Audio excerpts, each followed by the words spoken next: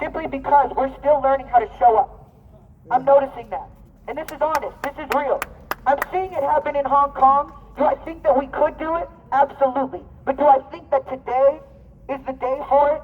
Not necessarily. I do see us coming here in masses again. You see that within 24 hours, instead of responding to police brutality, they are willing to do damn near anything besides resign.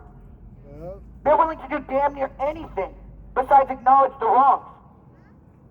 And so, what notes do we take from this? We take that they're not listening, that they're not respecting us, that they're not hearing us, that black lives are not mattering, and honestly, that they're willing to cover up the streets which have cameras on them. Take a look around, let's take notice. Right there, cameras covered, their badges covered, the things that they have covered. They were digging potholes so that people would fall, break their ankles as they tried to run away. Does this sound like people that come to protect us? No. Bunch of chicken shit. It really doesn't make any sense to me. Unless I start to tell myself maybe they are not here for the people. Nope. Unless I start to look at the language being spoken and take it for what it is. You Bullshit. deployed tear gas Let her in speak. my neighborhood I'm sorry. again. You deployed flash grenades in my neighborhood again. Why? Because you saw a candle on the ground? Because it sure as fuck wasn't no explosive. And so let's also take a note here. If there was really a potential for a bomb threat, they would be evacuating all of these people out of their homes. And they did not take that action. What does that tell us, Seattle?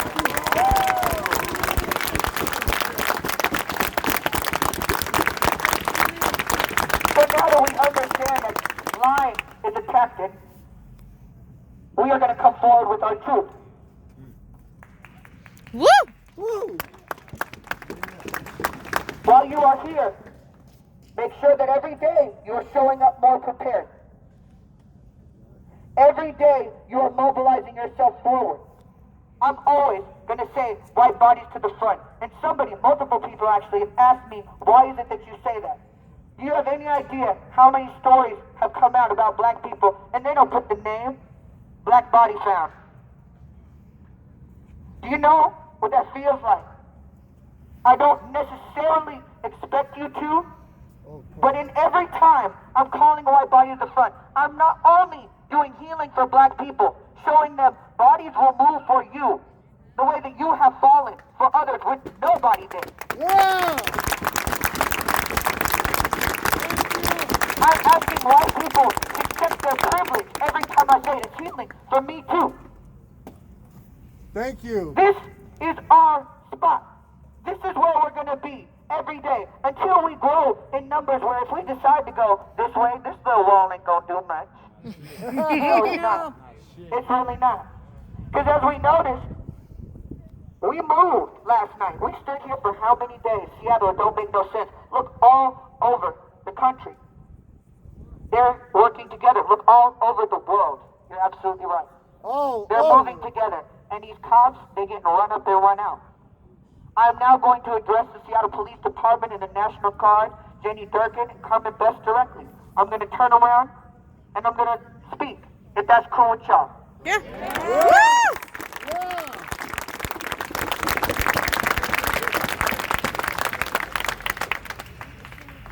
It's fantastic to see you guys laughing now. It's a part of strategy. You never really want your enemy to feel as if they are in danger. Isn't that right? That's why you show up every day saying that you've taken an oath, officers. That's why you say, I'm here for the people. It's a beautiful disguise. It reminds me of like the R. Kelly documentaries, really. Hidden in plain sight. And I find that to be very interesting. You thought that bringing alternative tear gas was going to fool us. It still burned yellow. We saw it. We felt it. It was tear gas. So you don't listen to Jenny Durkin, but you still expect us to listen to you. This is interesting. Let's make some more observations.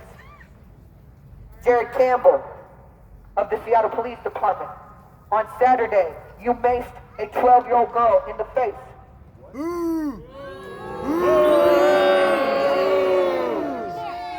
Officer Warren, you are known for excessive use of force anytime you step into the field. Let's talk about Officer Callis. another gentleman that has no problem using excessive force in the field. I'm going to give it to Chief Nolette. Like I said yesterday, her strategies are incredible. That's why she's there. She's the criminal defense. Deanna Nolette. However, Nolette, there's a chink in your armor. It's that you signed up for the people and then you betrayed them. If this was a sandbox, you're one and 5 of us are pissed. And if you guys would like to take an example right now and do some more studying, a black woman that they are supposed to protect is speaking right now. Do they acknowledge me? No. No. Do they notice me? No. No. Do they want to appear as being threatened? No. What's the best way to do that? Y'all ever been around a bitch that make you feel salty? What you do? Act like it's nothing? I know I'm under your skin, nigga.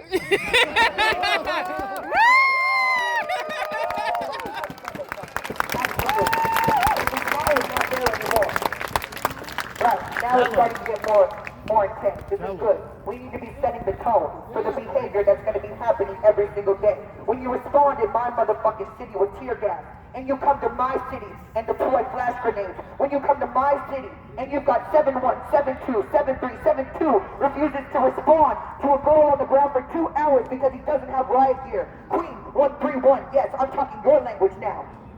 Absolutely, we're tapped in. You think that we came to this unprepared?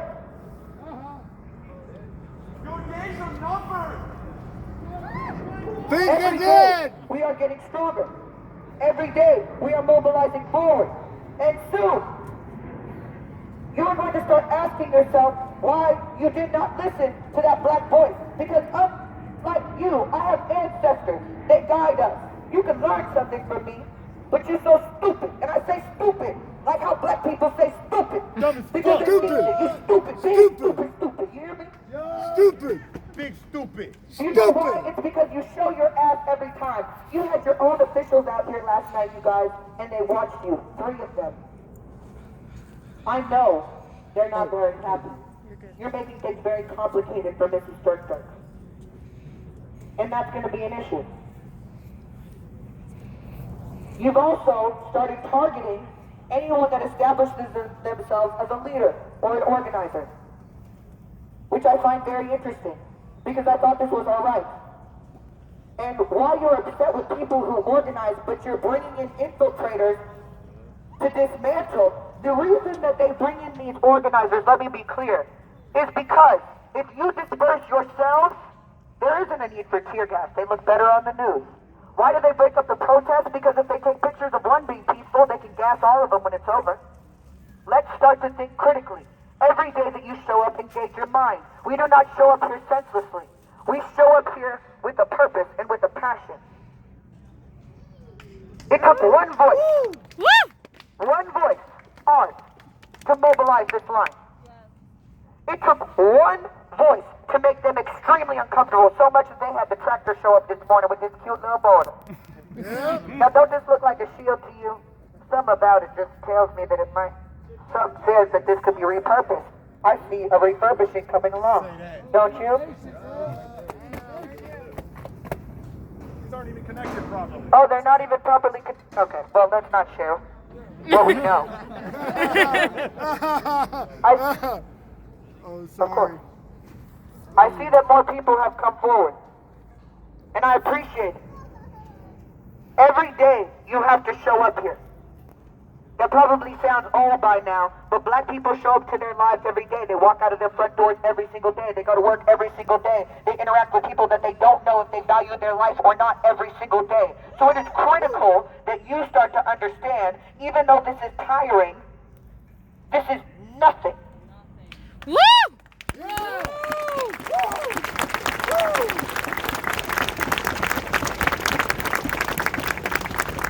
And as we can observe, they want you to think this is not a big deal, but they were real shocked and shaken last night when we started to move our bodies all in the same direction, to the point where they deployed what they had. What does that tell us, Seattle? They're scared. Messed up. That tells me that you're losing control. That tells me that your strategies aren't working. That tells me that you guys are getting tired. I know that these long shifts, 85% of you guys don't even live in Seattle. So you come to my city, you bomb it, you shoot at it, you do your whole gig. And then you go back home and you wonder why people are going to start showing up at your front doorstep the same way that you've shown up at ours? You find this behavior to be acceptable? Absolutely not. Fuck no. Absolutely not. And so every day, we will show up, we will mobilize, we will understand your tactics, and we will move forward. And slowly we are removing your power. Because as you sit there laughing, it's what you must do. What would it look like if you took a black person seriously at this point? We'll never be on our knees again in your presence. We understand what you've used your knees for, George Floyd. Woo! George Floyd! And look, we are starting to get a response. Seattle, what happens when we start to speak? Nothing that's happening here is wrong. And what happens? They come to antagonize. They come to threaten. Don't let a single person in here be an op. Not when we already dealing with the cops. You feel what I'm saying? Yeah. Okay? Do not let people demobilize you and take your voice. I know they had to take a break. Send them in. Get them some water.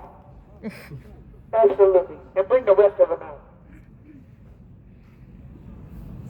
There's a brother here that wants to speak. I don't know this gentleman.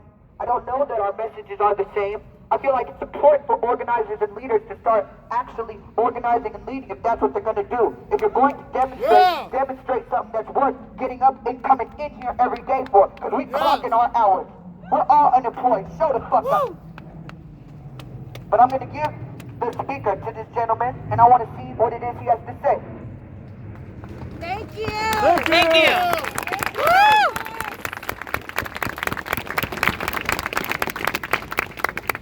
Seattle police have an officer on the force. He's out of the 9th Avenue. Here, here.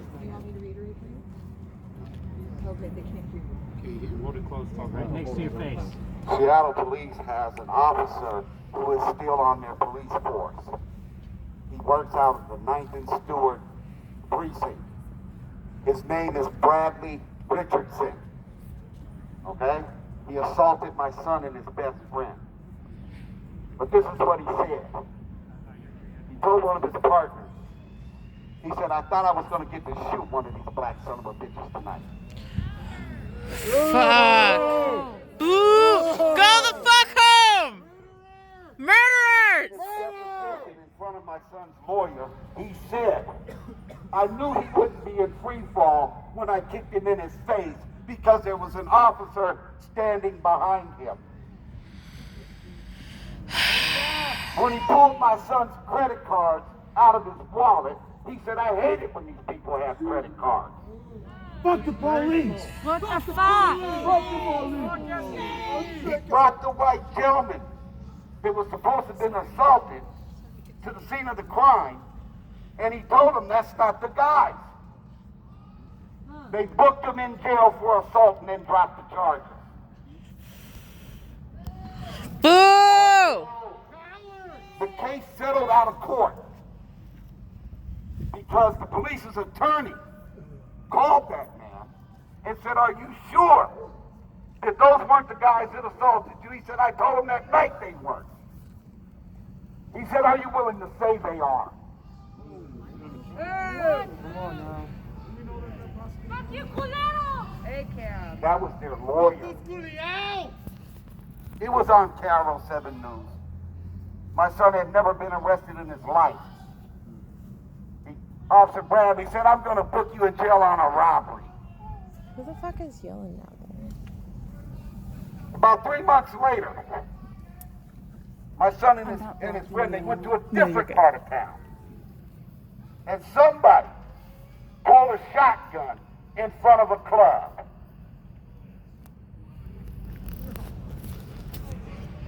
They got behind my son's friend's car. The dispatcher told him that's not the car. They pulled him over. They put him in the back seat of the car. One black officer spoke up. He told my son, he said, I don't have anything to do with this. Not enough. Not enough. Another white officer walked up to the officer who was driving the car that my son was in the back seat of. And he said, what do we do with this one? He put the car in gear, pretended like he was going to drive off, and then started laughing. This scar right here on my head, when I was 18 years old, they said in that precinct I fell off of a chair in their holding cell. That is not what happened. A police officer hit me right here. I got 3 stitches. And they booked me in jail for assault on a police officer.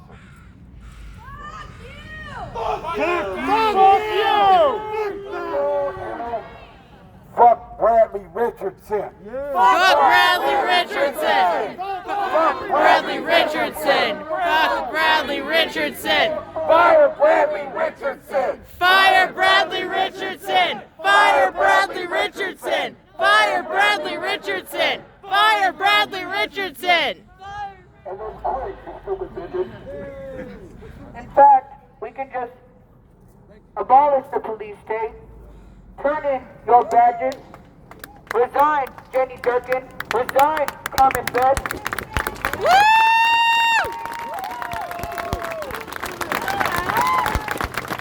Do you see what happens when you tell the truth? Are you paying attention? Because I'm fucking talking to you. All of you. Do you pay attention? And do you notice what happens when you tell the truth? When you tell the truth, you are set free and you are caught in a lie. You swore an oath to the people of Seattle, saying that you would protect them, and then you come into those streets and you disassemble them. You create diversion tactics. You leave them without medical aid in the street. You refuse for a medic truck to get through your barriers. You demobilize our people. You ascend on people who are responding to violence as if they are the violent ones. No, you are violent. You should be finding peace because we are finding mobilization. We are finding forward. This man's story is every black person's story that had to deal with y'all motherfuckers. And you don't listen. Like I said yesterday, it would have helped you to have a black mother so that you could hear something instead of sitting there and filling yourself with ego on a daily basis, committing excessive force. Who answers when you do wrong? Who is it that has to deal with your misconduct? The people that you say you are supposed to protect, and this is unacceptable. And the people of Seattle, as you can tell, are sick of it.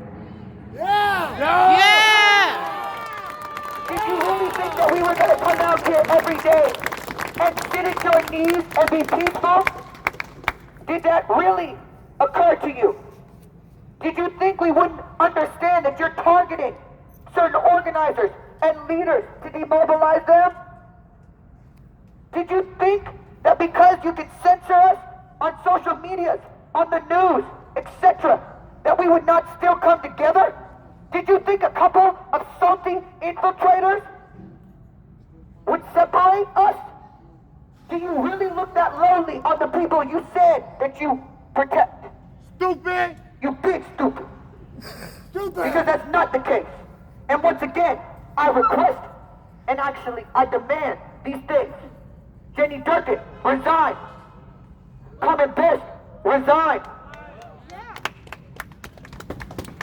Jerry Campbell of the Seattle Police Department, who deployed mace in a 12-year-old girl's face, resign. Woo! Officer Warren, who showed excessive force, resign. Officer Callis, who has shown excessive force, resign. You sit there and think of these men and their families, but you don't think about the families of those that you killed senselessly. You don't think about that at all.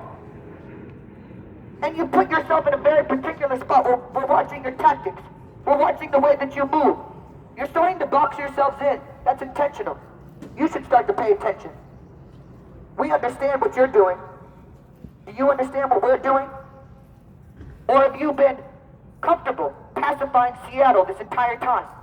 Because we're not comfortable anymore. We're taking away your power. We're moving forward. We are not afraid. Please call me your backup because you need them. We are not backing down. Not now and not ever. Every day I need you to show up more prepared. Every day I need you showing up. Not just with masks. I today got the call early. They said people are there at 7 o'clock in the morning. I was amazed by that. Then I hear 10 o'clock. We really need people to get in here. I get photographs of them building this horse shit. We're not going for that. This is how you respond after you deploy tear gas, after you shoot rubber bullets and use blast grenades with a block and a gate? No. That's a no. It's a big no. We will not tolerate this. Today we still move forward. We are going to be bringing more people and connect with the people that you know. Get them here. I'm going to come and make another address shortly. And in that time, I would like us to start strategizing. I would like us to be in circles. I would like black voices to be heard. White bodies, protect them on the outer edge. And let black people discuss and mobilize over how we would like to demonstrate today. The power is in the black voice. The power is in us.